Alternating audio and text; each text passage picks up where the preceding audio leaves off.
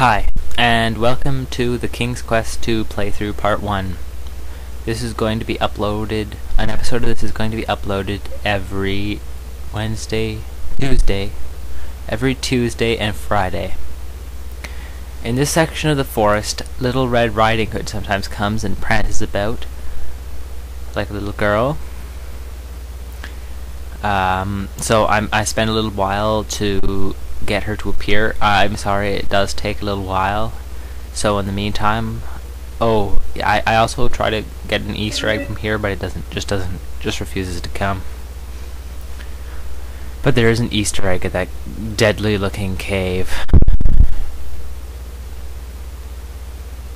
You might be able to guess what it is, but I'm going to try to get it to happen later.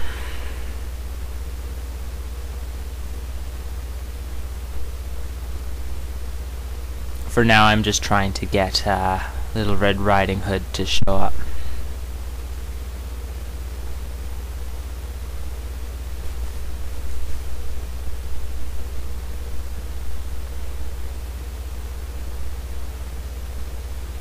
This is a nice lake, I like it. Looks pretty neat. I forgot to mention, this game wraps around from the top to bottom. That is, if you go up, you'll eventually, if you go north for forever, you'll eventually come back where you started. But it does not do that to the east and the west. To the west, as you have probably seen, there's the ocean, and if you swim into the ocean, eventually die if you do that because you drown. If you go to the east, then you'll see what's there by the end of this video, in fact. Ah, nice house. This lake, that lake is poisonous. If you even touch it, you die. It's very toxic. Ah, Little Red Riding Hood, she finally shows up. I go chase her. I'm probably going to play most of this game in fast because, as you can see, it's a bearable speed as opposed to fast in King's Quest 1. Not fastest, that's an unbearable speed. I switched it back to normal for a second here, but I'm going to turn it back to fast, realizing that it's probably best for the pace of the game. Look, they're going out on a date together. Ha! The age difference is insurmountable, Graham, you pervert. Okay, this solution is just a little bit illogical. The basket of goodies is in Grandma's mailbox, and you have to give it back to her. It's just a little bit weird because it's in Grandma's mailbox. It's like she's already given it to her grandma. It's kind of strange. This is Grandma's house. A lot of muffled come in.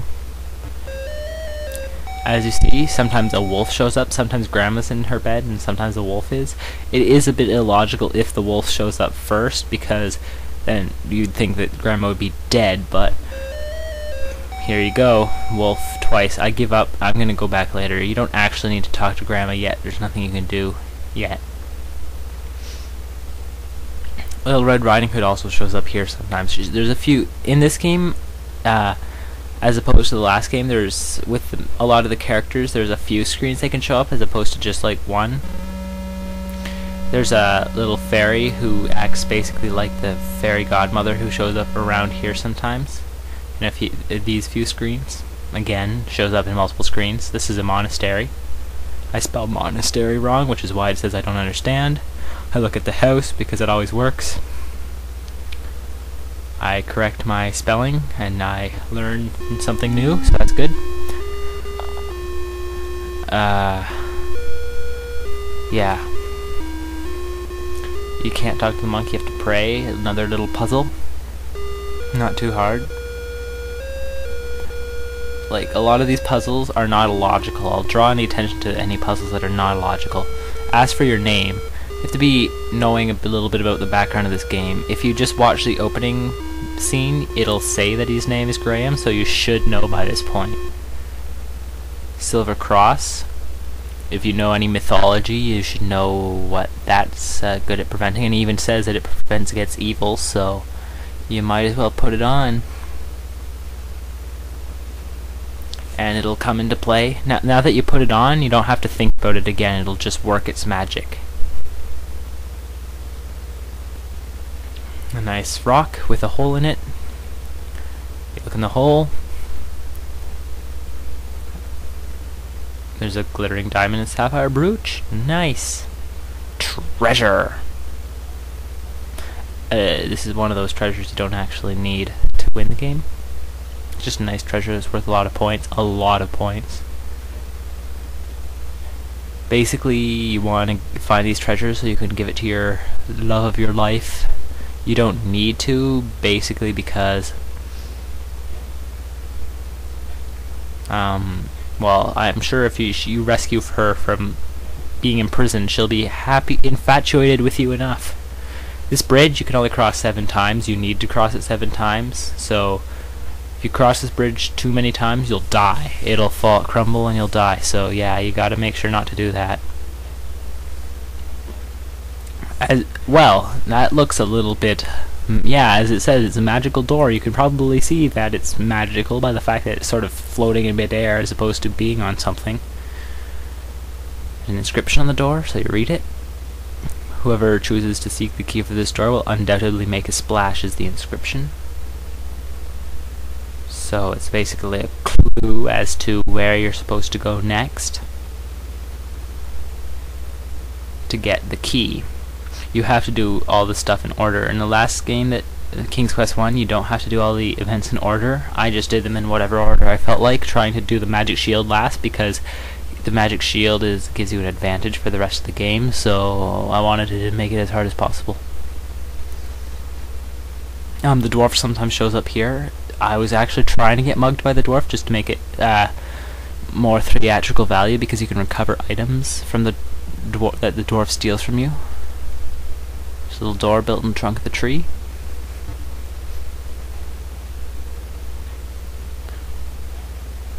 Here comes my epic first, well, you'll see.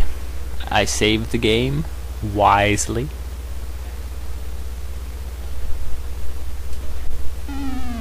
And die. What a pansy. Dies from a fall like that. Man, I don't die this time though. I'm cool that way. And I try to look down to see if it was going down over to there, but uh-oh, the thieving dwarf, he's home! You basically run onto the screen, a weird bit logical leap that how the heck does he get out? He got out, who knows how. But oh well. Chicken soup boiling over the fire. I try to get whoops. You get the soup. Pretty much in these games you want to pick up everything you can. I say that, I don't even try to pick up the hat. I don't think you can, but I know it's not important. Ooh, earrings. Well, see you next time.